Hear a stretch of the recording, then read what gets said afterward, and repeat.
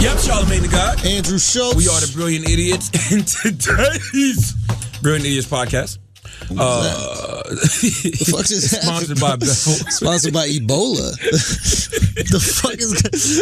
I didn't even know what that was. It's sponsored by Bevel.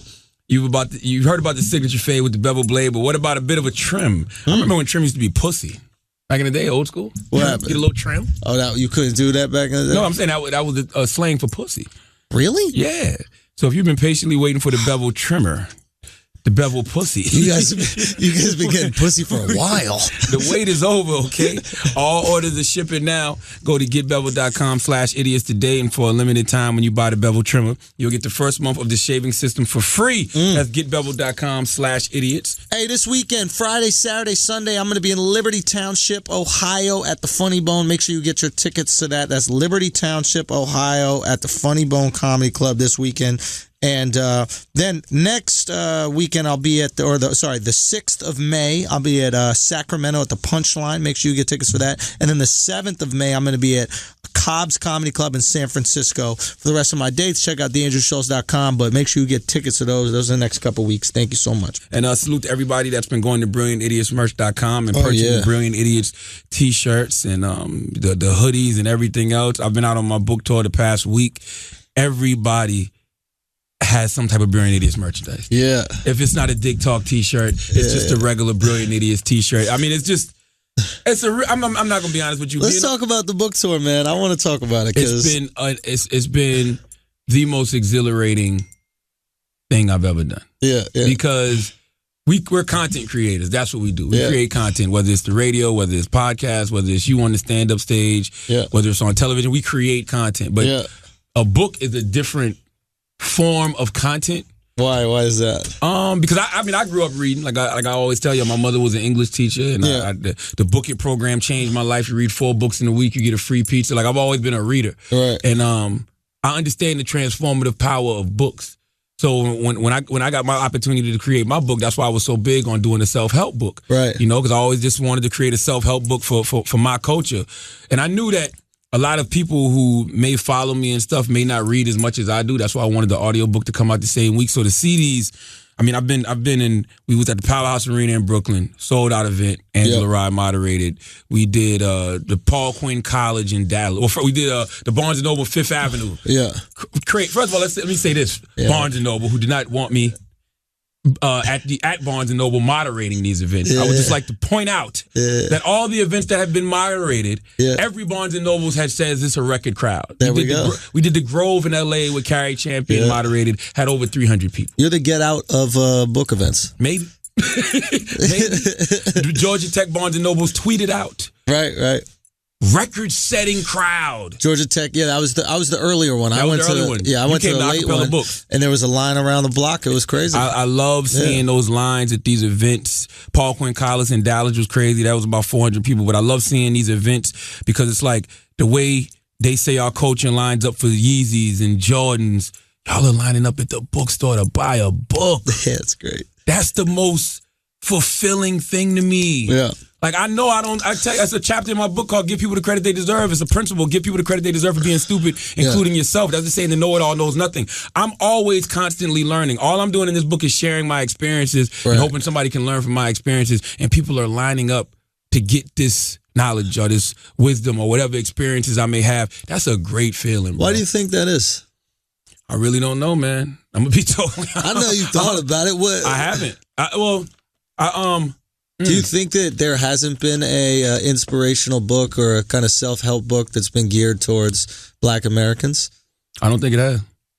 Well, no, it has. I mean, outside of the religious sector. Yeah. I think there's been tons of religious movements that have gone that way, but because I can think non-denominational self-help book. Yeah, because I can think of like From Niggas to Gods by Akil. That's a book I read back in the day that really inspired me.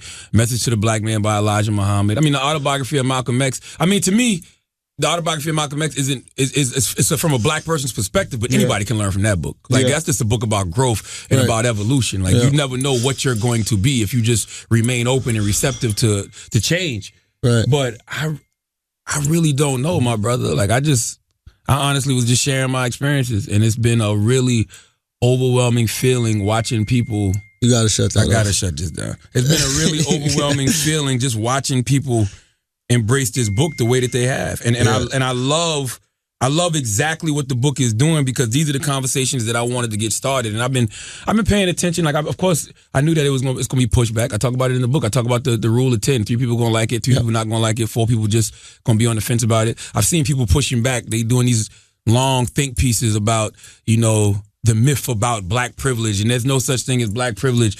All that lets me know is that you haven't read the book. Because everything that you guys are saying is addressed in the book. Yes, and I agree with. I agree systemically and socially, it's not a lot of quote unquote black privilege, mass incarceration, and unemployment rates. Not like I know all of this. Yeah. I addressed all of that in the book, but you didn't read the book. Because I'm not talking about black privilege in the sense of white privilege. I'm saying that it's a privilege to be black. Right. And I feel like it's a privilege to be whatever it is you are. Because guess what? I believe in divine privilege. Whether you believe in God or not, there's got to be something bigger than us. And you are what you are on this planet right now for a reason.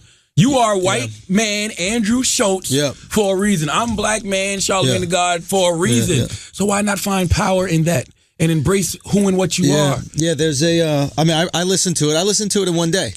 It was I listened to the audiobook. It was phenomenal. And I thought that you balanced, and that was while I was listening to it, I thought you balanced inspiration and accountability with the predicted response of those who kind of invest in victimization. So, like, what I mean by that is, and I felt like, okay, how do I explain? It's like, you put me on to Elijah Muhammad and Minister Farrakhan, and I've been listening to some Farrakhan stuff. And my initial reaction was, hearing the white devil shit go, we can't promote this ideas of white devilness.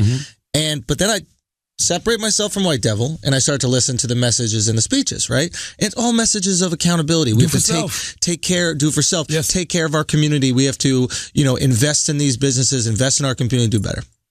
And I start to realize, like, just maybe the white devil thing is a device. Maybe there's a certain amount of people who cannot digest a message of self-accountability without hearing that white people are the devil first.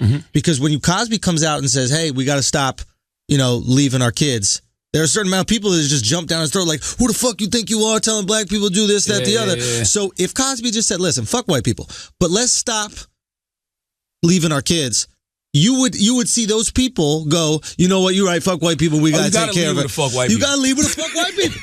That's what I'm trying to say. You gotta leave with the fuck white people. What I thought was great about your book is you didn't lead with it. Yeah. You led with inspiration, which people need. People want to be inspired more than they want to be a victim. People want to be told they can do anything more than they want to be told that they can't do anything. That's why you see, that's why you see the Nation of Islam has so much power, and that's why you see Joel Osteen has so much power, way more than people that preach victimization. But I thought you didn't lead with. I thought you led with empowerment. You led with inspiration. But you brought back towards the end, I think it was in the 8th Principle law. 8, access to black privilege. It was the 8th principle. You started saying, listen, there are people out here that want to keep you down. Yeah. They will want to keep you down. There are oppressors out here. There are oppressors out here. And you even address the white people listening to the book. You're like, listen, it's very simple to just talk to someone and say, listen, I'm not one of those motherfuckers. And what you should do sometimes. Hey. Listen, there's nothing wrong with that. And vice versa. Listen, man, you got to fully be aware of who you are on this planet. If I get on an elevator, right? Say me and Wax get on an elevator and it's a white woman on there by herself. Right. You can already see the tension. Yeah. She's trying to suck some dick. No. Wait, what? Whose dick I'm going to suck first? I'm going to make her feel comfortable in some way, shape, or form. Right. You know what I'm saying? I don't know if it's a joke or hello, how are you today, ma'am? Something. Something. Right. It's just, we got to make each other feel comfortable. And there's nothing wrong with that. There's nothing wrong with everybody who is on this planet, who is we're really forced to be amongst each other, making each other feel comfortable. Everybody. So predicting how somebody might feel towards you in a moment. If you in the book, I don't want to give the book away, but I talk about the extreme. Walking up to a black person saying, hi, my name is such and such, and I'm not a white devil. Right? And I go, but that's too much for you. Just simply treat people the way you would want to be treated. Right. Which is the golden rule. We learned that in kindergarten. Yeah, sure. Like, it's really simple, but I'm telling you, man, I've never It's the most fulfilling thing I've done in my life thus far. Because we've said it from day one on this podcast. What we like to do is empower. We like to enlighten. That's why I love the Brilliant Idiots listeners, because it really is like a different kind of community, I guess, because it's so many people involved with this show from so many different backgrounds, different races, that it just makes them feel like, yeah, it is cool to kick it with other people. Man, we see this all the time. All the time. That's a principle in my book, too. I talk about the whole no new friend philosophy. And I break it down. Yeah. I break it down from women, gender, gay men. And the reason I break it down like that is because these are people who have been instrumental in my career. The first person that ever gave me a job in radio gay dude. was a gay man. You give up those cheeks? I ain't give up no cheeks, but I asked him about how he was getting cheeks.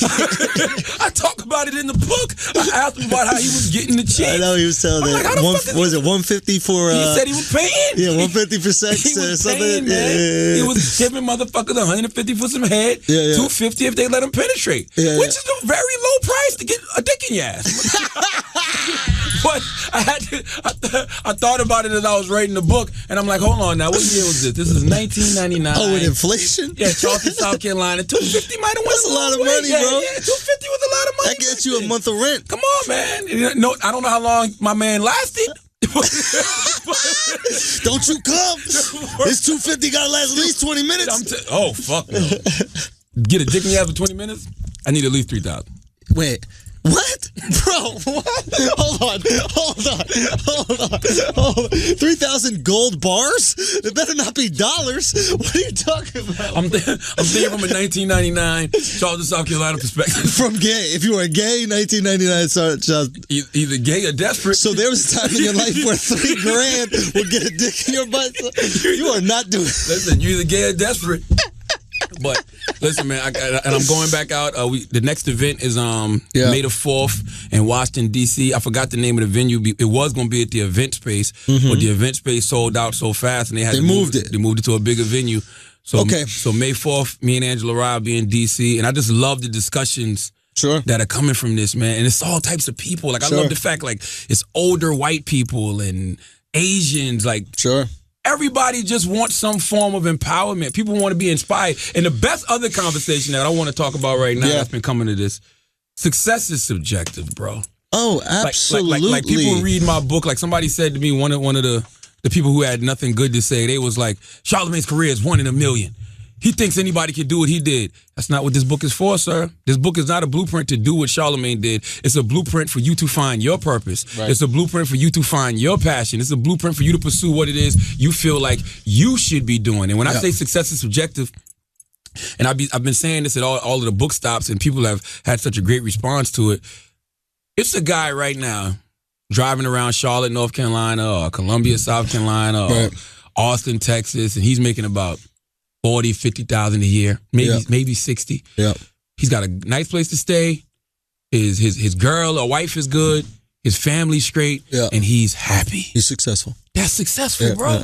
Yeah, we a lot of times confuse wealth with success. Yes, and not only wealth. In America, we confuse celebrity or fame. Celebrity or fame with success. And happiness. Like, all these things are different. Bro. There's they've even done studies about this, like how there's first of all, like there's no incremental happiness increase after you make $180,000 a year. So like everything after 180 doesn't make you any happier. Yeah. Right? Whereas, from let's say 60 to 150, there is a difference. Now you're taking more vacations, maybe you're taking care of your girl a little bit more, you're not as stressed about work, fine. So money can provide certain happiness, but just to a point. True happiness, true success comes from doing what you want to do. If you truly want to be a teacher, don't matter you're making $50,000 a year. By the way, most teachers are really doing it because they're happy. Well, why else would you do that shit? You're not doing it for the money. My mom was an English teacher, bro. The most she ever made was $30,000 a year. Yeah. She loves teaching. Yeah. She loves interacting with kids. She loves even when she retired, like she still goes and substitutes now. Right. That's her love. That's what she loves to do. Yeah. So finding that thing that you truly love to do and getting as good as you can at it, I think there's not only privilege, but there's a great happiness that comes from it. That is successful. It just sucks that we look at the world in terms of like 5 things that are successful. Yeah, celebrity, money. Really those 2 to me. Athlete. athlete, but that's all musician, celebrity money, all musician, celebrity, that kind of money, shit. yeah. So there's a couple things when in reality is if you really love, I don't know, doing lawns or like creating, plants around somebody's yard and that's your art, whatever, fucking do it. Doesn't matter what people think. That's why I love the show you used to host on MTV too. The Jobs That Don't Suck. That show showed people who were making good livings, doing things they love to do. Yeah. And that's what I always tell you. It's way more successful people who aren't famous than famous people who are successful. That's true. That's the truth to the matter. That's true. I don't give a fuck what y'all think, but I know y'all don't think that because you on social media, all you see is the famous people. But I'm telling you, it is way more people out here with regular good jobs or regular good careers, owning their own little businesses, lawn service, whatever it is. They're happy as fuck. Success is subjective, bro. So how do you, so I'm reading the book or listening to the book rather, and you stumbled into your true love, which was radio or communicating, talking, right? But you thought that you wanted to be a rapper. Yeah. Now, clearly you thought that because you were influenced by what you thought was cool. Absolutely. But what I thought was interesting about the book is you set the stage for being on radio early when you say, when I was young, I was just at school and I was talking to people all the time. I'm talking to people on the radio. I'm busting jokes all the time. Like, so here you are doing this thing that you love and not even realizing it. Yeah. How do people find what it is that they love when they're told to love being a basketball player, told to love being a rapper? I think how do you pay attention to what it is that will truly make you happy? No, I agree with that. I think that's why I got the whole principle in the book, fuck your dreams if they're not your dreams. So how do you find out what your true dream is? I think it's through creating positive, constructive energy in your life. And what I mean by that is, for me, I just started working a bunch of odd jobs. Why? Because do everything you hate. Yeah.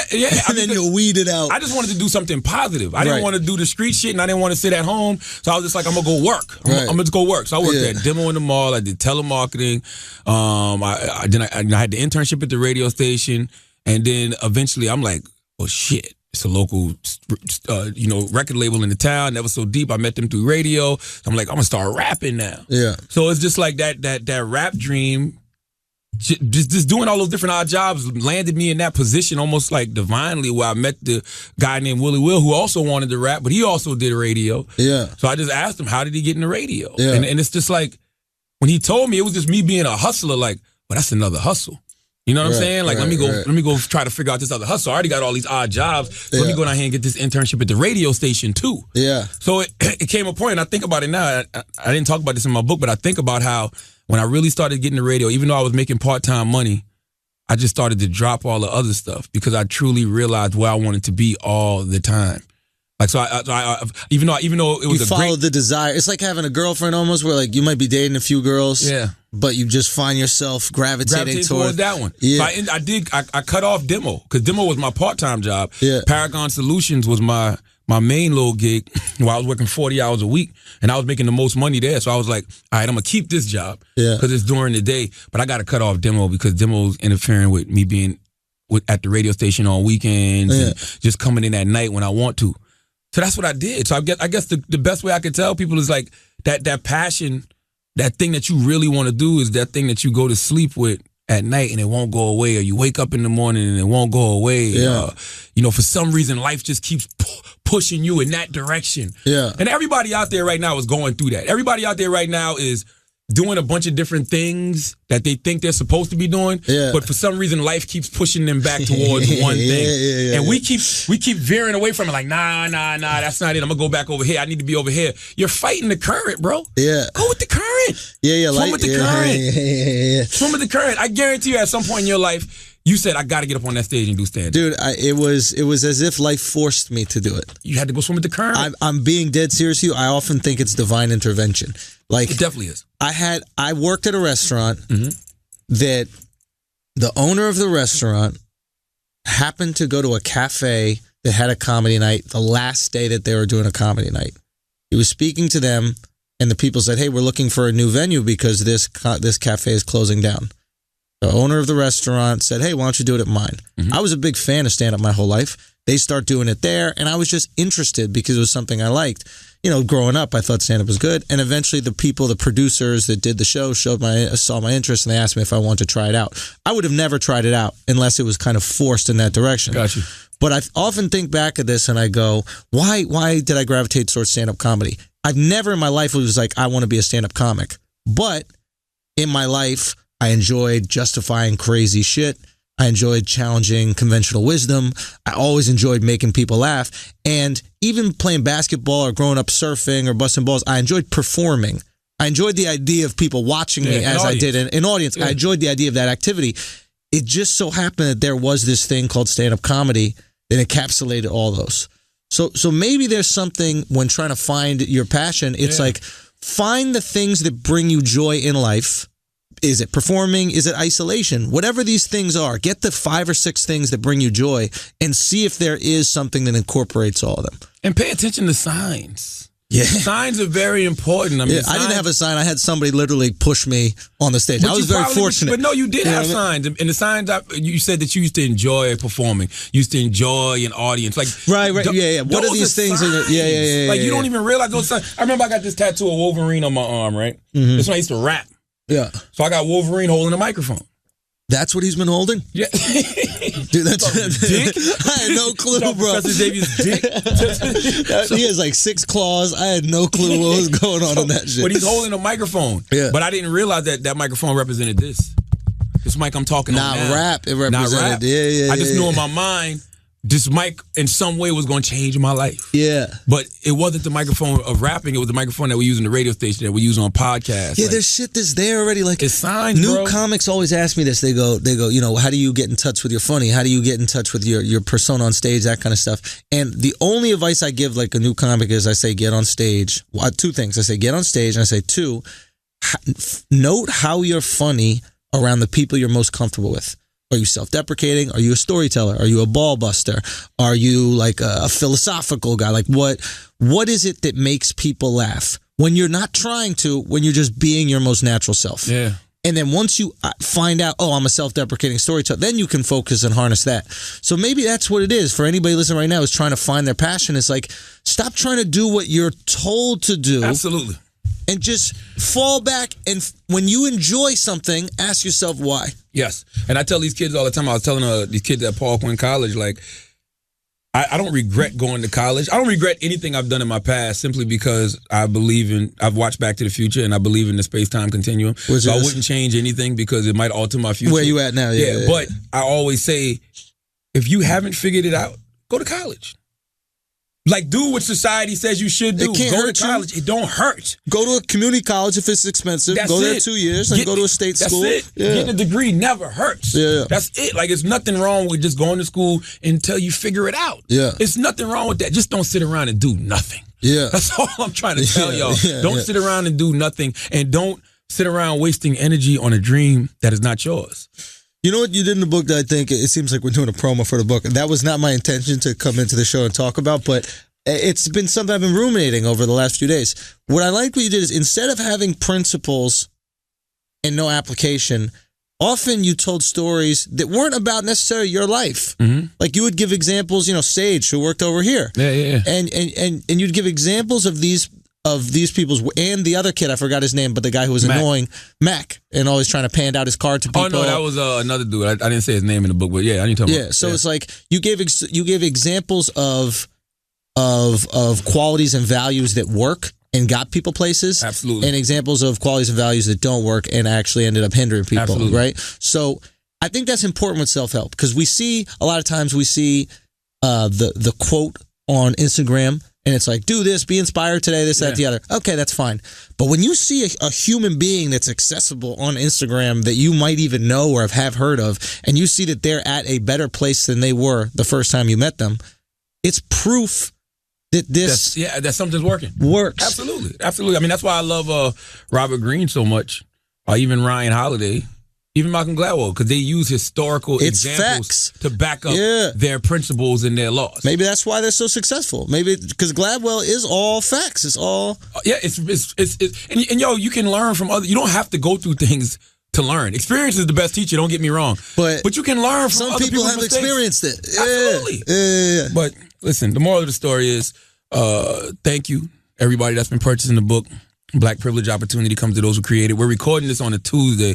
I don't know when the New York Times bestsellers list comes out, but it's looking real good for your guy. Oh shit! All right. It's looking really, really, really good for your guy. Like I'm just, no need to talk numbers and all of that kind of stuff now, but people are really going out and buying this book. Barnes and Nobles can't keep it in the store. Amazon is backed up for weeks. Amazon actually put out a message last night and said we don't have enough stock to cover the orders. So it's like this little fight that's going on between the agents and the publishers, because they're like, press the button. What are y'all doing? Get more books printed.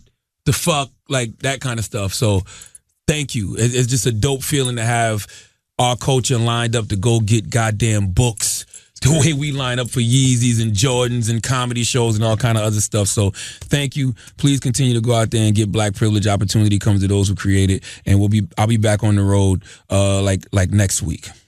Let's pay some bills. Today's episode of Brilliant Idiots is brought to you by the new Spotify original podcast, Mogul, The Life and Death of Chris Lighty.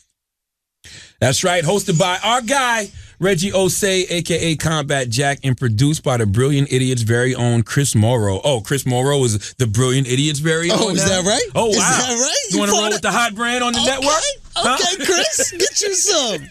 I never heard you say you the Reed's Chris Morrow. Yeah. Or Combat Jack's Chris Morrow. Okay, you the Brilliant or Idiots. Chris Morrow. All right, fair now enough. You Brilliant Idiots Chris Morrow, huh? All right, Okay. That's how it is. Okay. Well, they tell the story of the music executive who changed hip-hop and shaped the careers of some of its most beloved artists, LL Cool J, Missy Elliott, 50 Cent, Nas, Diddy, and so many more. I really can't wait to hear this. Mm-hmm.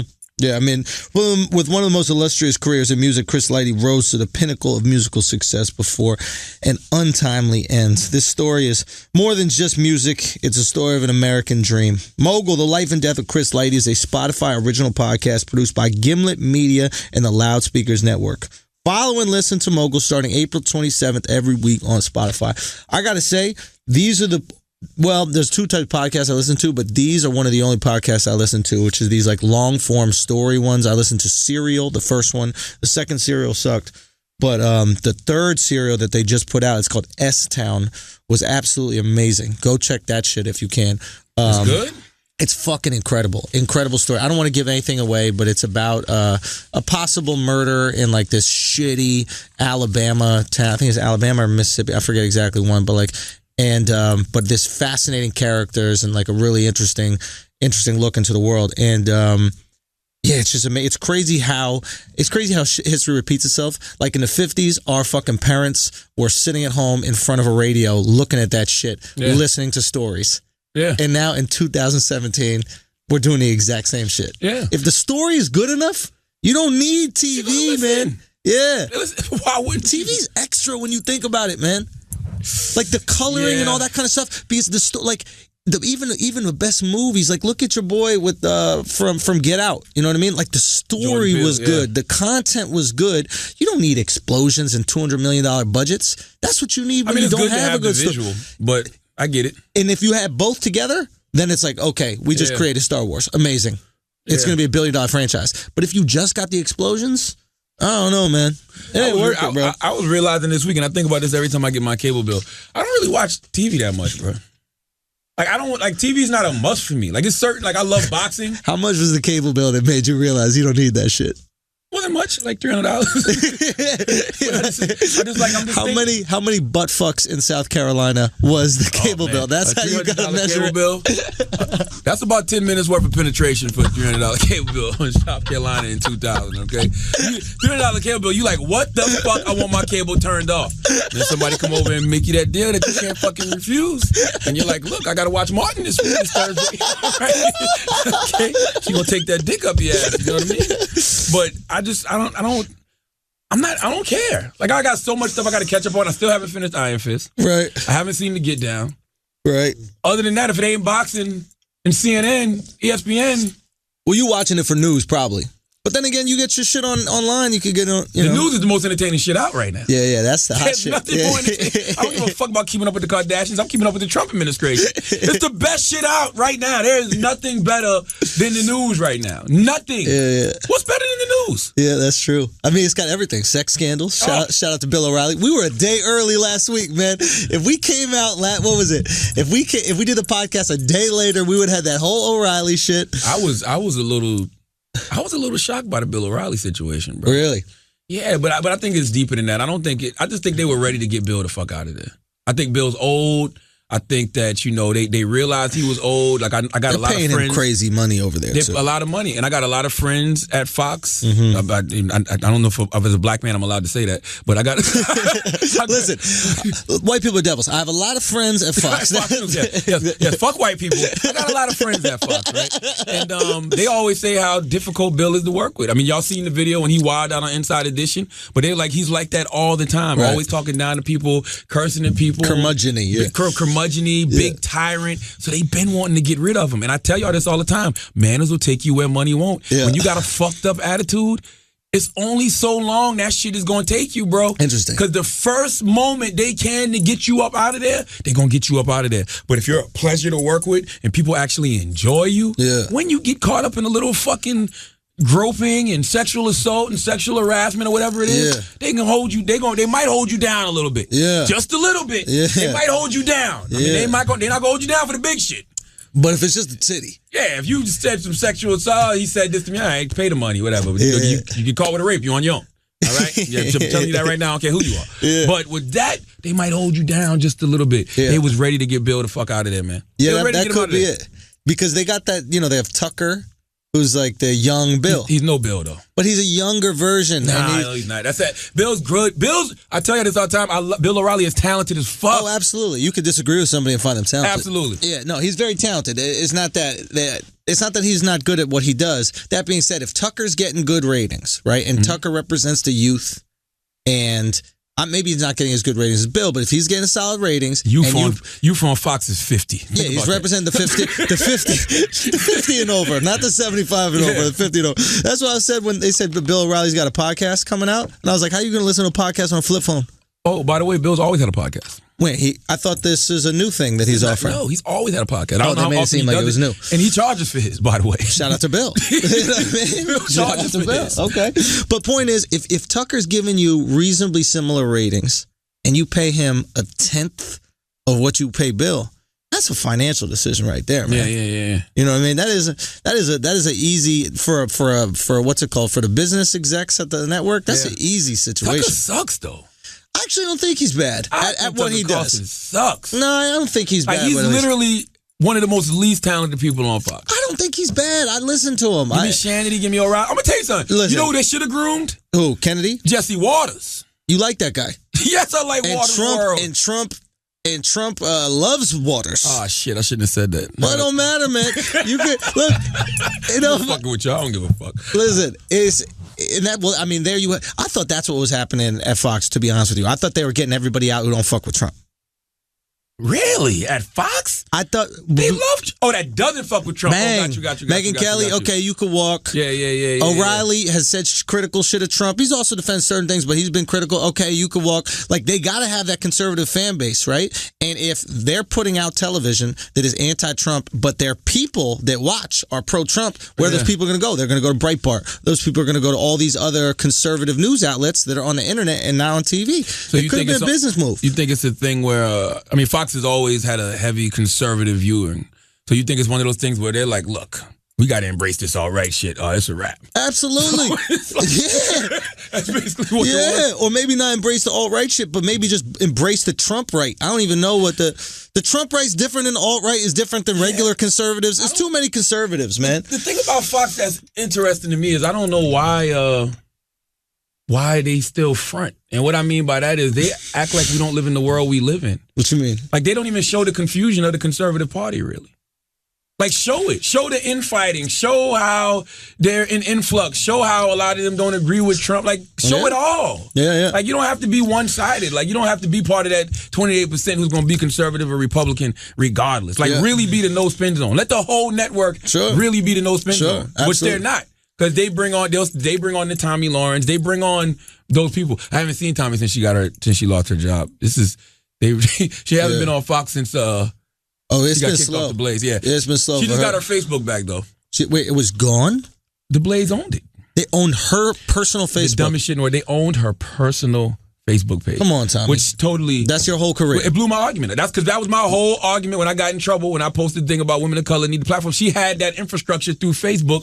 Fuck, nobody watches the goddamn Blaze. All right? It's true. She took those little clips, put them on her Facebook. Boom. Yeah. But this weekend, I saw her... It's kind of sad, actually. She's posting from like her bathroom and like living rooms in her house, and she's doing her final thought segment. You hear the echoes and all that. From her house? You can go to her phone. Like I don't know. It's not the studio. You know, she was doing it at the studio. Yeah. Now she's just doing it like somewhere. Okay. But okay, yeah. She's still getting them views. Really? Yes. Still getting them views. Them videos that she put out this weekend, like 400,000, 500,000 views. So if she got her audience, she still could. She's writing her own things? I really don't know. So that's the other thing. I didn't know. We're gonna find out. We're gonna find out how smart she is. Yeah, because a lot of people said she was just a mouthpiece.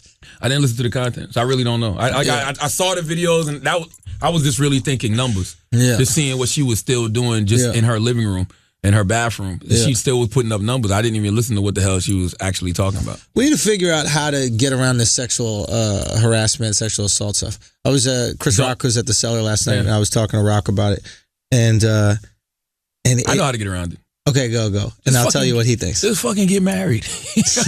Getting married. That ain't help Bill. That ain't help Cosby. Husband. You got to be faithful. They were faithful. Yeah, you got to be faithful. Yeah. Be faithful. Okay, so I was talking to some old Hollywood guys, right? And we're at the... like old Hollywood cats. I'm talking about like... You gonna suck this dick to get this role. Hey, man or woman. There we go. It don't matter. I need my dick sucked, okay? So you better trim that mustache Can't and get spell this dick Illuminati without man, goddammit. All right?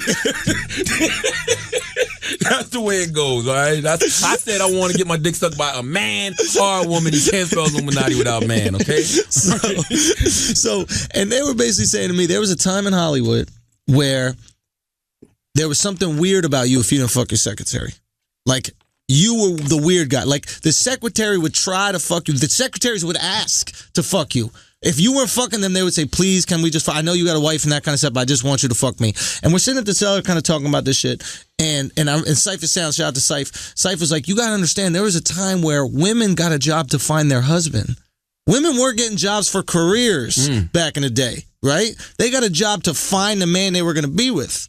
Right? Not to mention, most people meet their mate at their job. You're spending 40 hours a week there, right? Yeah. So when you look at a guy like, Cosby, you look at a guy like O'Reilly, I'm not trying to justify what these people have done, but they're coming from a time in Hollywood and a time in entertainment where your secretary just sucked your dick. Yeah, and bigger than that, they're coming from a time in Hollywood where power really mattered. It wasn't this shit where you could say, fuck you, I'm going to start my own business.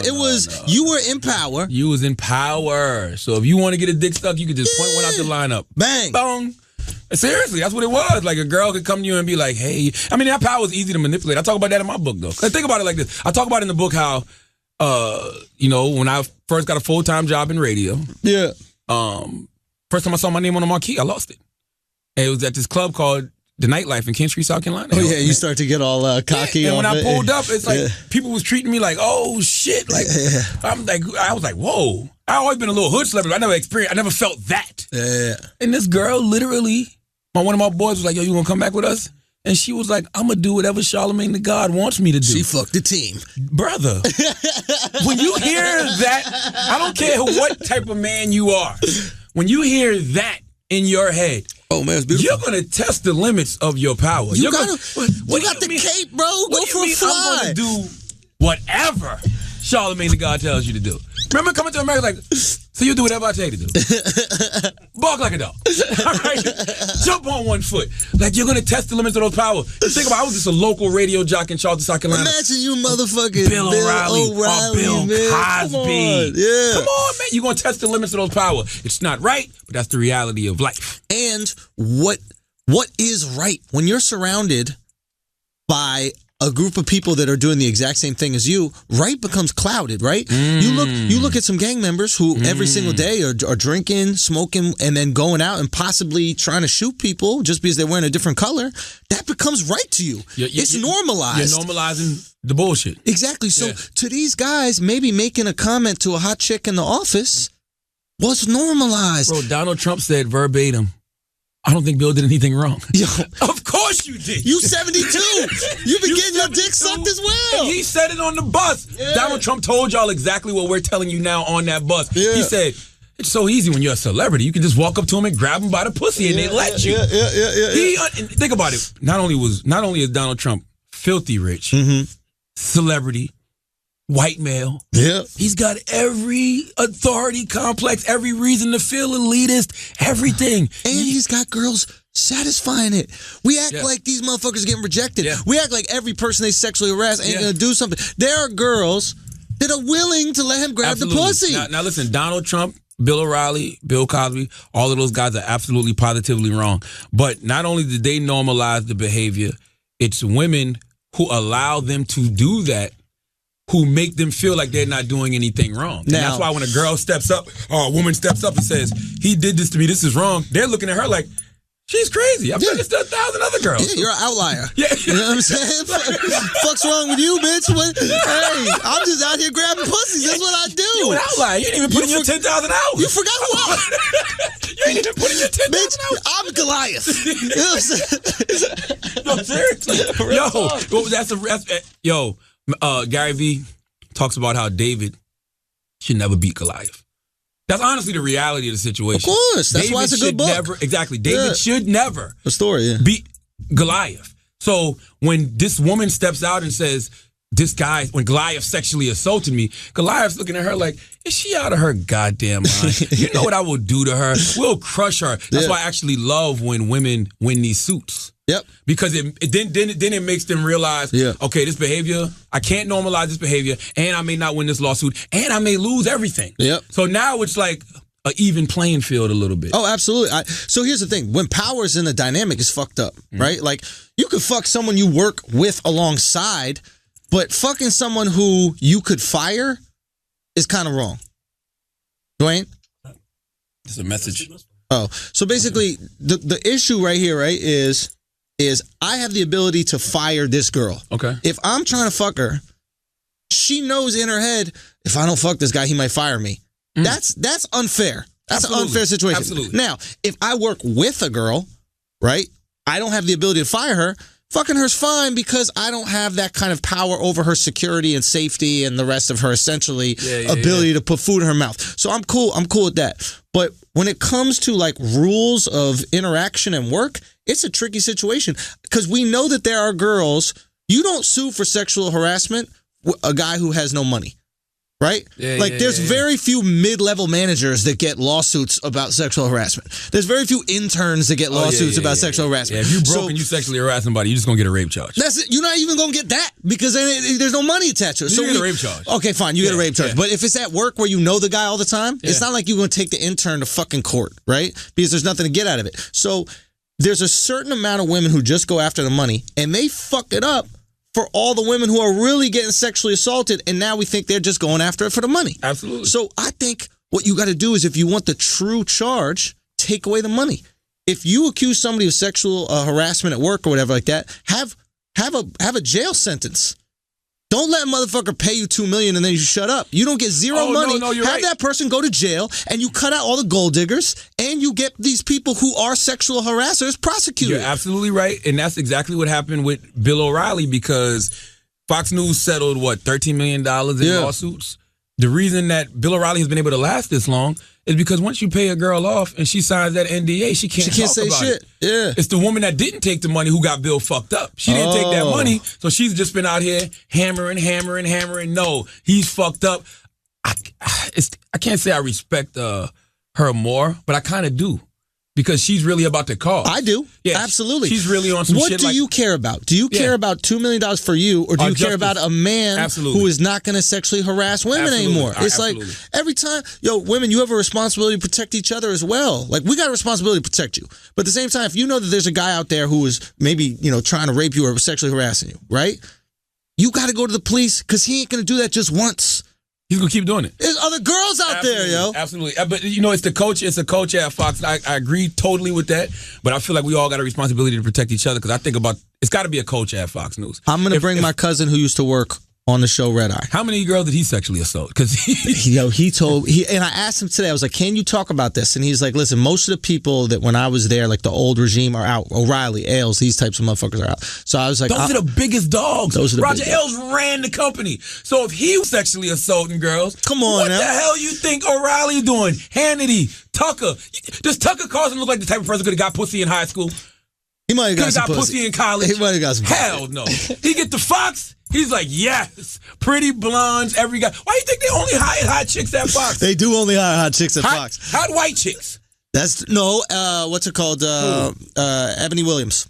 I don't know who that is. Oh my God, beautiful, that's brilliant so lawyer chick. The one black woman you hire at Fox is named Ebony. You got to keep it right. You know Ebony and Essence. if it's not an Ebony, it's an Essence. Jesus Christ! But O'Reilly's getting a $25 million payout. So my thing is, he's yeah. What do you're really not punishing him? Jail. If jail is what we. I mean, what Rock was saying yesterday when we were talking, he was basically like, and I hope he's not doing a joke about this because I don't want to fuck his joke up, but he was basically saying we got to treat the workplace like Muslims treat a mosque. He's like, we just got to separate men and women. We got to have name tags, and you're only allowed to call someone by their name tag. Like, it's just, you can't have men and women working together. Can't even shake the women's hands. No touch. Is there any sexual harassment in a mosque? No. You can't even because you got the bitches over there, dudes over here. Muslim women won't even shake your hand. And we'll tell you, look, I can't shake your hand. I'm like, oh, I'm sorry. So, yeah, a little name tag right there on the burqa. I was on ESPN campus yesterday, and I had never been to ESPN's campus. I did the whole car wash run. So I did First Take and The Six and all that, all the podcasts and everything, and did Hannah Storm's show, Miss Storm. And I was like, this is really a campus. It's really like a big college campus. Yeah. So I'm talking to my dude that's giving the tour, and I'm like, how incestuous is this place? Because they're in Bristol, Connecticut. They're isolated as fuck out there. AKA World Star Island. It's nothing in Bristol. I think it's like ESPN and a Target. Right? Yeah. So I'm like, they got to be fucking each other 100 miles per hour. What'd they say? He said to me, the beauty about this place is you could be working here and not see a person for 2 years. Like literally, you could be dating somebody and only see them outside of ESPN. Why is that? Because it's just so big. Oh, okay. It's so big. It's so many. He goes, you see that building right there? I haven't been to that building in a year and a half. It's like Staten Island. Literally, he's like, that building right there in the middle of campus, I haven't been there in a year and a half. He said, I could be in a bar, meet somebody, we're eating, kicking it. Yeah. Like, where you work at? ESPN? Really? Me too. Yada, yada, yada. And we fuck outside and don't even see each other at work. So he was basically saying all that to say that it doesn't mix in the workplace. Like business and pleasure doesn't mix in the workplace. It's like New York City. It's like New York City is this tiny little place. It's like 5 square miles or some shit. We're all right next to each other. And you fuck a girl in Staten Island, you'll never see her ever again. Yeah. You know what I mean? You fuck a girl from the Bronx, you'll never bump into that girl in the street ever again. So she's a mile away. So it's something to the separation thing, is what I'm basically It works. saying that for. Listen, it works. I mean, we act like it's regressive because I think we attach everything to like the Middle East as regressive for some real reason. But there are things that they get right, obviously. Yeah. Like I'll be honest, like I was looking into Islam. There's a lot of things like witnesses. Oh, you a Muslim now? I'm looking at. Listen, I look into all the religions, bro. I look into all of them. I'm just saying they got some points, bro. That'll be so funny if you turn into a Muslim. Assalamu alaikum, my brother. Assalamu alaikum, my brother. Assalamu Andy. Assalamu Andy. Assalamu Andy. From all right to Assalamu. That shit would be so funny. Bro, that'd be the greatest heel turn since Hogan became NWO. Hogan went from the white and red to the black and white. If goddamn Andrew Schultz becomes Assalamu Andy, that'd be so funny. They got some good point. Like, in Islam, you need witnesses for everything. Oh my God. You ever notice that shit? Like, if you look at the rules, you need witnesses. Like, if somebody cheats, like if your girl cheats, I guess the punishment for cheating is stoning. Fucked up. We got to get rid of that, right? But like, in order for it to be proved as cheating, I think you need 3 witnesses. If you have sex with a girl to make this relationship, I think you need 2 witnesses. There's witnesses forever. Ain't no sexual assault claims or alleged this out there when you need witnesses for all the interactions. It's a full... Look, obviously you can get around these things. Yeah. I know there's a billion people tweeting me right now. Well, there's all these problems. Yes, that, the other. I understand. But it's nice to know that you can't just make a claim, because if you follow these rules where you need to have somebody visible there that can prove to you that what happened was consensual and what happened wasn't wrong, boom, it makes sense. Yeah, but what if they all team up to go against the woman, though? Say what? Like, what if all the witnesses team up to go against the woman? Like, the woman could be right, but all the witnesses team up and be like, she's lying. Wait, you're saying there could be something anti-woman in the Muslim world? I'm just saying. Is that what you're trying to claim right now, Charles? I'm just saying. No, absolutely. And that shit happens all the time. That's why you got these girls who fucking, what is it? They get I want to see you become Muslim. That is what I'm thinking. I'm thinking about you with the suit on and the little bow tie and some glasses. You know me, bro. Selling final calls. You know me, bro. That would be incredible. I'm not going to be Muslim. I'm cool if my girl is. I don't want her all out in these fucking Western clothes. I want a nice little bird. Once I love you. 3/4 of cloth, baby. Bang, get it. What's 3/4 up? of cloth, summertime, sweat. It's okay. You lose weight. You're going to figure it out. Let's pay some bills. Now, this week's episode is also brought to you by Blue Apron. Blue Apron's mission is to make incredible home cooking accessible to everyone. They're developing a more sustainable food system by setting the highest standard for their ingredients. Blue Apron has established partnerships with over 150 local farms, fisheries, and ranches across the United States. And because Blue Apron ships the exact amount of each ingredient required for a recipe, they are reducing food waste. Blue Apron's aim isn't just to prepare food safely and efficiently, but to also encourage everyday people to cook more. Those who spend a lot eating out, like myself, or at high-end grocery chains can now spend under $10 per person for a healthy and delicious meal with Blue Apron. Blue Apron continues to provide the fantastic new meals every month, and this January you can enjoy spinach and fresh mozzarella pizza with olives, bell peppers and ricotta salata, sweet and sour salmon with bok choy, carrot and ginger fried rice, Parmesan crusted chicken with creamy fettuccine and roasted broccoli, baby broccoli and fontina paninis with hard-boiled egg and arugula salad. Shout out to Dirty Dan, who says the picture of Schultz, Charlamagne the God, and C. Diddy on my Instagram, and wrote, "Yo, Chris, can't wait to get home and make some Blue Apron." It's true. He reports that night he had some leftover seared salmon and roasted potato salad when he got home. That was a waste of copy to read, but well done, Chris, for putting that shit in here. To see this week's menu and get your first 3 meals for free, with free shipping, go to blueapron.com/idiots. You'll love how good it feels and tastes to create incredible home-cooked meals with Blue Apron. Remember, just go to blueapron.com/idiots. Blue Apron, a better way to cook. Hey, when I was out and about doing the book tour, mad people was asking me, we say we got to bring back Ask an Idiot. All right, let's do it. I sent out a tweet. Okay. Let me see. Man, I'm serious about this. I want to start a forum, man. We got to find the best. Yeah, but here's the thing about Reddit. Dwayne just said Reddit, if you guys couldn't hear. Here's the thing about Reddit. It's ugly looking. The platform's all ugly, and it doesn't have the... It does, it is. It's gross, man. It looks like your computer didn't have full internet. I think that Facebook might be the best because we could do live video. So we could go on during the week and talk to some fans and have like a little 15-minute Ask an Idiot session, like have these people start talking amongst each other. We could even tweet out a topic. What do you guys think about this? And have them discuss it. It just gives us more control. My curiosity is, do you need a Facebook account to go onto a Facebook fan page and comment? Why can't we just set up a comment page on BrilliantIdiots.com? Yeah.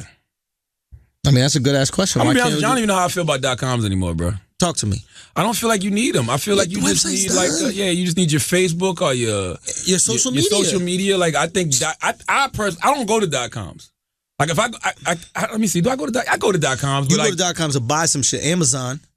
Yeah. Like, there's no. I mean, I don't even go to World Star that much no more. I go look at World Star on Instagram. Like, exactly. Like, I'm serious. Like, I don't. Sports Center too. You ever find yourself not going to Sports Center? You just look at the Instagram. I've never gone to ESPN.com in my life. Oh, I go to ESPN. That's one of my 3 websites. Salute to Jamel Hill and Michael Smith too. Salute to the whole ESPN thing though. That is. I don't know if we celebrate ESPN enough, bro. Shit, how do we not? I'm serious. How do we not, bro? You don't love it? I love ESPN. I love ESPN, but it's like being there is really like walking around a spaceship. Like, it's a culture. Like I'm walking around there and I'm like, oh shit, Trey Wingo. And Trey's looking at me like, who the fuck are these black motherfuckers screaming my name? Like, who you play for? I'm like, nah. I'm like, what's up, man?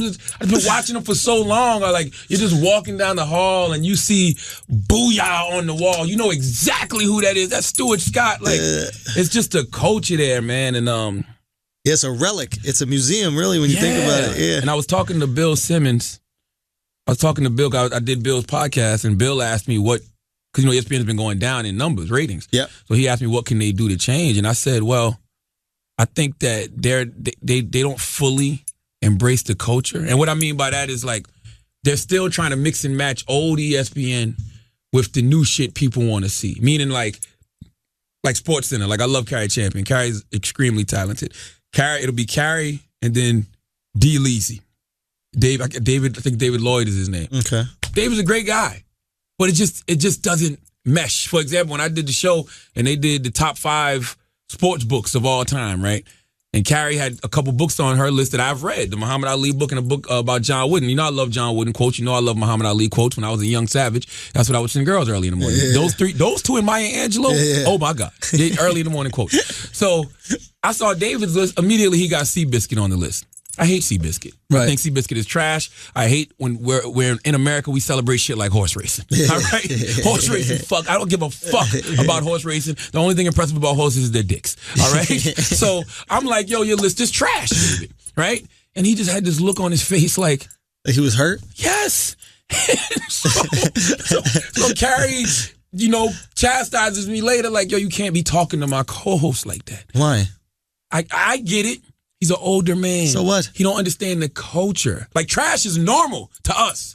If I be like, oh, show stats trash, you wouldn't take that. He's in a sports background around athletes that ball bust all the time. That's a boys club over at ESPN. He should know how to take a joke. I'm sorry. When he hears me say trash, yeah. He's literally thinking garbage, trash day. The garbage man hasn't come. My shit is still out in the front of my house. It's fucking up the neighborhood. It's looking tacky. Like I know that's what he thought in his mind. So when I saw him yesterday, I was like, look, man, I didn't mean anything by it. That's just how we talk in our culture. I just don't like Seabiscuit. I'm sorry. I think Seabiscuit is terrible. Yada yada yada. But I just think they do too much mixing and matching. That's why I love the 6.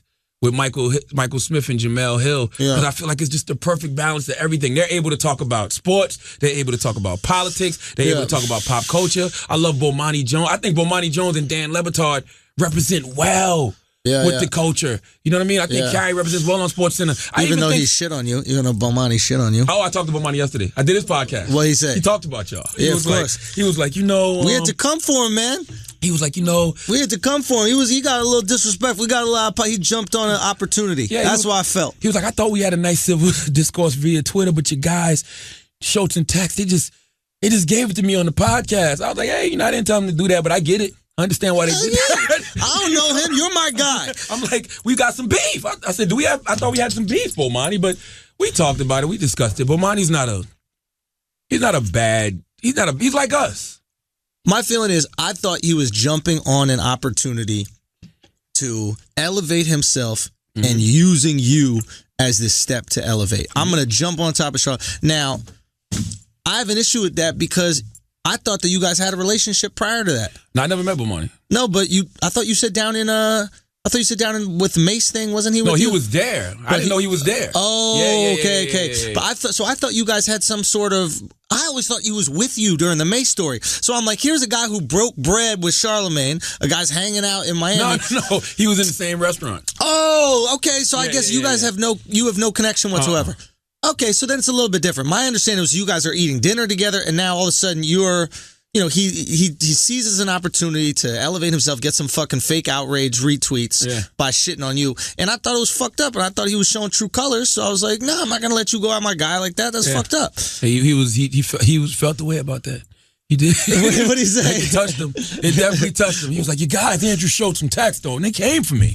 I'm like, hey, I didn't tell him to do that, but I get it. Right. I understand. And we had a nice civil discourse. I did his podcast yesterday, but I'm saying all that to say, you got to have culture. Like, things you got to evolve with the times. What about the people that don't understand that culture? There's still a lot of, I think ESPN's ratings are going down just because all TV's ratings are going down. So we have to see if if their decrease is marginally higher than all of TV's decrease. Okay, well, so if, by that, then let's look at the new metrics of how we rate things. Right. Who are the people that are getting me internet buzz? Absolutely. It's Michael Smith and Jamel Hill. Sure. When they got their guest on or when they're doing their sketches. Sure. It's Carrie Champion just because people like to look at her ass like she's beautiful. Beautiful. Oh, my God. What a beautiful woman. She might be the perfect human. Yeah, Carrie's a beautiful face. I love Fancy Face. That's my Fancy Face. Oh, my great goodness. Girl. Anyway. Great woman. Yeah. Like even Dan Levitar, that old guy. Yeah. Oh, that was a funny thing, too, because Bomani was like, I mean, yeah, you took a shot at me because you said I was the Michelle of highly questionable. Michelle from Destiny's Child.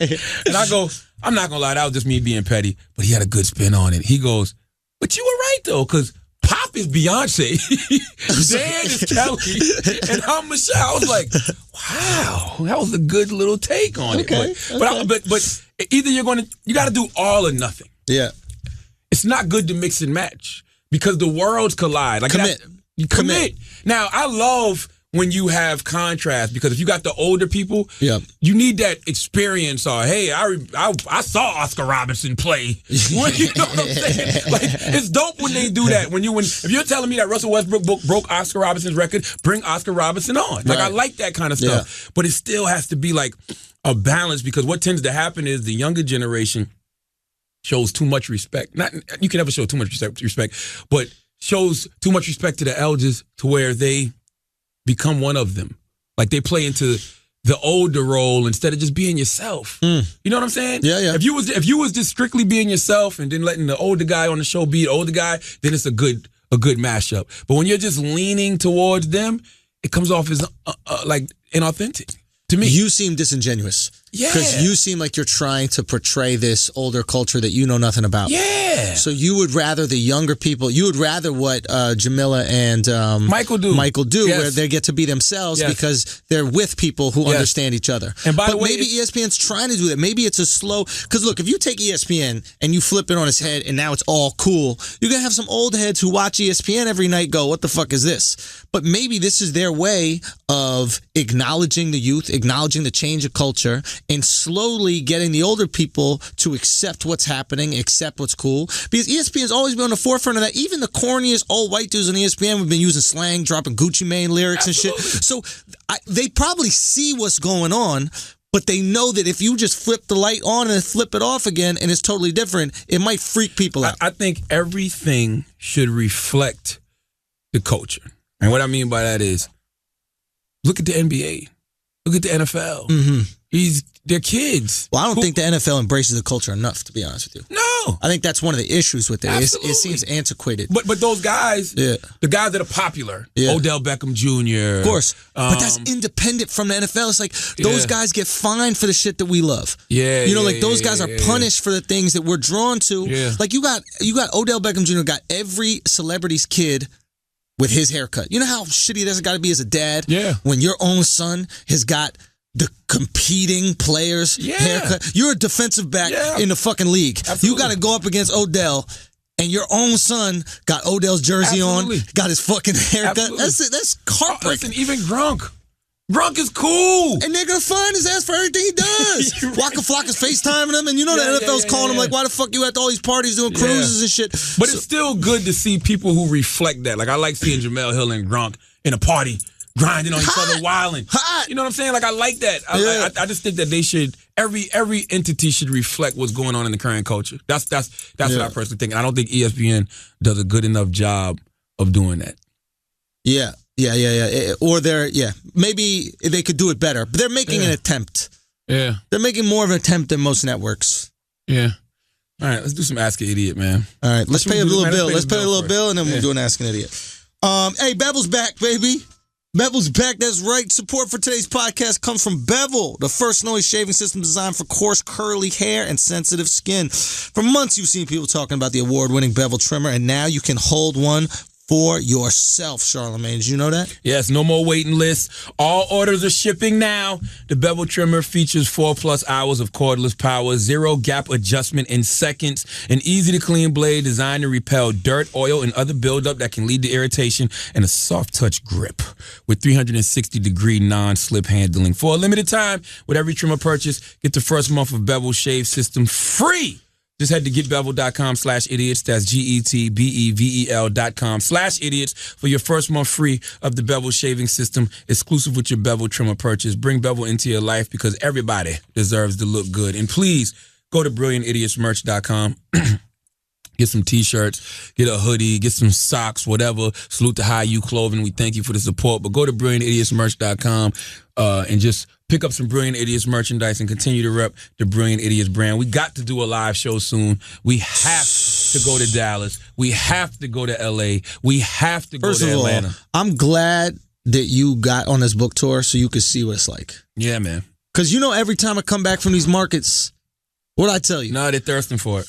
I tell you every single time. I almost wish we did live Brilliant Idiots. I think it's good that you did the moderation with these different people, and I think it's good. I think it's important because it's more about the book and it's more about the conversation. Selfishly, I wish we did the moderated events / Brilliant Idiots show where we could have talked about the book. We could have went to all these different markets. You get all the Brilliant Idiots fans, and you break all these maybe Breakfast Club fans and people who know you from these different things. So you get to see what we do. We would dedicate a section just to the book and also me personally, that would have been the most fun. But I understand. If we'd have did Atlanta this weekend, we could have did 1,000-seater. Easily. And then I wouldn't be performing in a diner. Did that bring you back to your start when you was a waiter? Fam, that shit was show bring you back to when you was a waiter? First of all, the Punchline is an institution in Atlanta. It should have been there for 35 years. They just changed the location and they put it next to, we're in a diner, but they divide it into two different spaces. Okay. But from the outside, there's a sign on the street that says Landmark Diner, and below my name was on it like one of the fucking specials that they're serving, right? Andrew Schultz is on the menu. Am I off? Either you eating or you on the menu. There was a girl on the Sunday show eating pancakes in the front row. What? With a fruit cup. Get the fuck and out a bottle of syrup. Stop it. I swear on my life. I was like, is it over for me? What's happening? You went to Atlanta to perform at Waffle House? This motherfucker went all the way to Atlanta to perform at IHOP. What's wrong with you in your career, bro? You know how good it was for me to listen to your book on that Thursday and about embracing the situation so nobody can use it against you? Yeah. The first 10 minutes of every show, I'm up there like, listen, it's over for me. Jokes. It's over. Material. I am performing at a fucking diner right now. And what is wrong with y'all that y'all are here? Like, do y'all like me that much? That touched my soul, man. It touched my soul when I saw people out there just supporting me, ordering milkshakes and shit. I never seen anybody order motherfucking milkshake. The audience, like, look, man, I'm gonna keep working hard because next time I do a show here, it's gonna be in a real comedy house. I'm gonna do this for y'all. No, not a real comedy house. Maybe just a nicer restaurant. Let's just build myself up slowly. Let's not get crazy. Go to Papa Do's or something. Next time you'll be performing in fucking Papa Do's in Atlanta, man.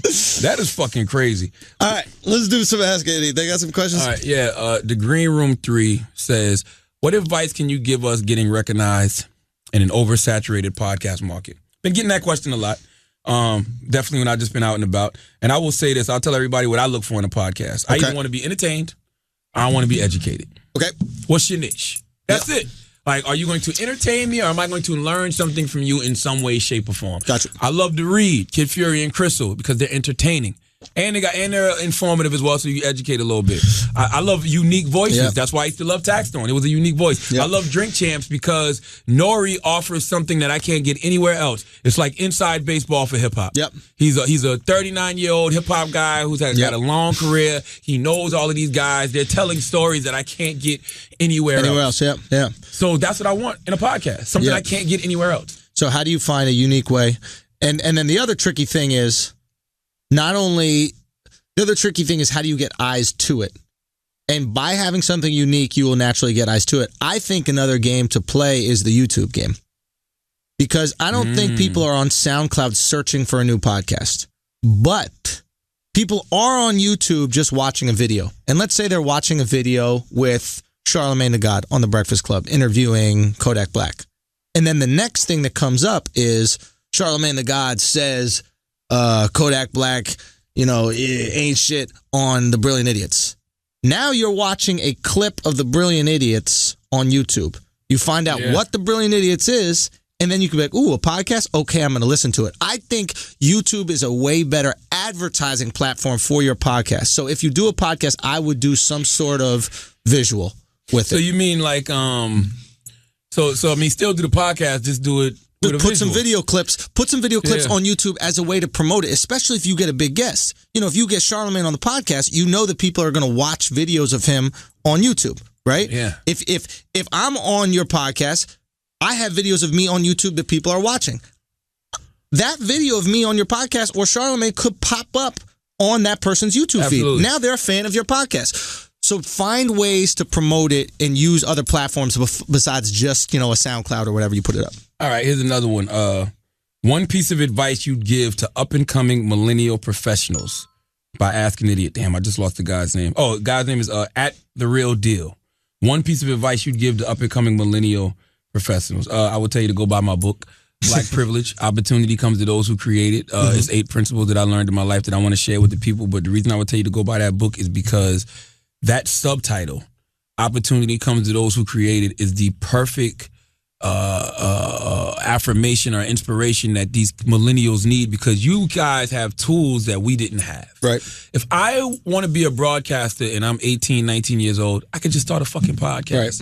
If I want to be a VJ on TV, I could just throw the camera on YouTube and motherfucking start talking and cultivate my craft. If I'm an entrepreneur and I'm selling T-shirts, flat tummy tea, whatever the fuck it is, I could just post it on social media. Yep. I could be taking orders from Africa, Europe, immediately. This is the best era to create your own opportunity. Yeah. So go. Yeah. And like we were talking about earlier with happiness and success, it's like, what is it you like doing? Do you like praise? Because praise is different than creation. If you just want praise, then maybe the podcast isn't for you. But if you really like talking shit with your friends and creating these cool conversations and putting them out there, and if people listen, then they listen. If not, then a podcast is for you. So decide what you want. If you just want pats on the back, then maybe you should go somewhere else to get pats on the back. Man. I think if you approach anything saying you want praise or you want a pat on the back, I don't think that you're really a content creator, bro. No. Because when you're a content creator and you create art, you're just creating art because it's in you and you want to do it and you put it out to the world and you know people are going to have opinions about it. Sure. Good, bad, or indifferent. Like me, when I put out content, I really just want to make people think in some way, shape, or form. Yep. Sometimes I just want people to be entertained. I want people to be enlightened. Like the guy we had last week, what was his name? Michael Mouse. Great. Yeah. Hilarious. But not only was he hilarious, he was informative. Very. I learned a lot about North Korea. I'm reading the SoundCloud comments. I'm seeing people saying things like, wow. Like, they learned a lot about North Korea. Yep. I like to entertain and educate. We call that edutainment. KRS-One coined that term a long time ago. So that's my purpose all the time. Am I enlightening somebody? Am I inspiring somebody? Am I empowering somebody? Is somebody learning some new information? Like, that's what I do with my platforms. That's what I strive to do.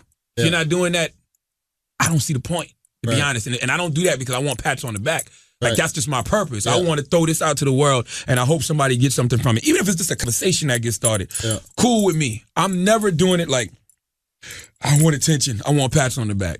Like, the one time I did that, I felt like a piece of shit about it. I told y'all about the Floyd Mayweather thing. Yeah. Which is going to be the next book. Really? I already got the next book figured out. Oh, good. The next book is going to be more niche.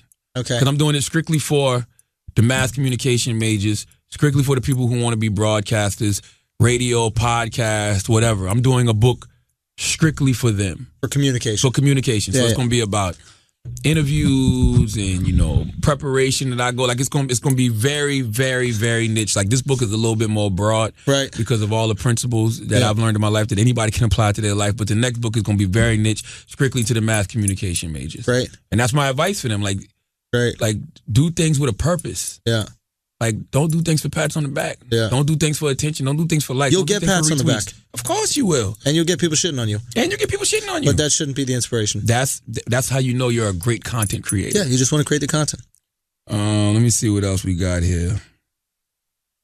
Like, all these famous artists, they died before they could feel their fame. Ooh. Like Van Gogh and that kind of shit like that. Like, they were dead. No, they were selling their paintings for like $20. And by the way, they weren't loved. A lot of them weren't loved when they were here. That's what I'm saying. Like, they were dead before anybody gave a fuck about them. Yeah. Right? So be the type of artist that does it regardless. Do it because it's therapy for you. Create because you have to, not because you want to. CJ wants to know when we come into Detroit to do a Brilliant Idiots Live real soon. I got to go to Detroit next month as part of my book tour. Did See the God accept a Facebook request from the guy in prison that beat him up? Absolutely not, Leon. That's in the intro to my book. That's really it, man. Motherfuckers, y'all asking for all these goddamn questions, and y'all don't have no questions. Huh? People just commenting. The podcast really gets me through the day, man. Salute to Andrew Show, To See the God. I listen to Brilliant Idiots every week. Y'all funny as fuck. That's from AWAX Productions. When are we coming to Chicago? When I'm coming to Chicago for a book signing, when we gonna do Idiots real soon? We gotta do Brilliant Idiots. Those are the places we gotta do Idiots. We gotta do Chicago, Detroit. We gotta go Atlanta. We gotta do Chicago, Atlanta, Detroit, Dallas, LA, and I think DC, man. I've been having a lot of people ask me about DC. You know, especially with my stand up tour that I'm going on right now. A lot of people from DC, especially in Chicago, have been asking. Yeah, you know, those are the two markets I haven't hit. So, well, we'll see us on the road soon, man. Yeah, man, go check it out. We're gonna figure it all out. We're gonna wrap this up now. Thank y'all for listening. Please go to BrilliantIdiotsMerch.com. Purchase a couple of those T-shirts and hoodies and socks and all that good stuff. Thank you for purchasing the book. Black Privilege. Opportunity comes to those who create it. It's out right now. I know that a lot of places are selling out, and you know they're restocking. But you know, if you can't get it from the store, order from Amazon, order from BarnesandNobles.com. I just really want y'all to receive this information, because I'm really just trying to empower and enlighten people with my story, and it's a great feeling. And I don't have all the answers. I've just had some experiences, and I'm sharing them with the people. So beautiful. Thank you very much. And as always, if you listen to this podcast, you think we're smart, you think we're intelligent, you're absolutely right. If you listen to this podcast and think we're just a couple idiots who don't know shit, you're right too. It's the Brilliant Idiots Podcast. Thank you for listening. And don't forget, this week's episode is brought to you by the new Spotify original podcast, Mogul, The Life and Lighty. Mogul details one of the most illustrious careers in hip-hop and Chris Lighty's rise to the pinnacle of musical success before an unfortunate and untimely end. The story is broader than just music. It's the story of the American dream. Mogul, The Life and Death of Chris Lighty, is a Spotify original podcast produced by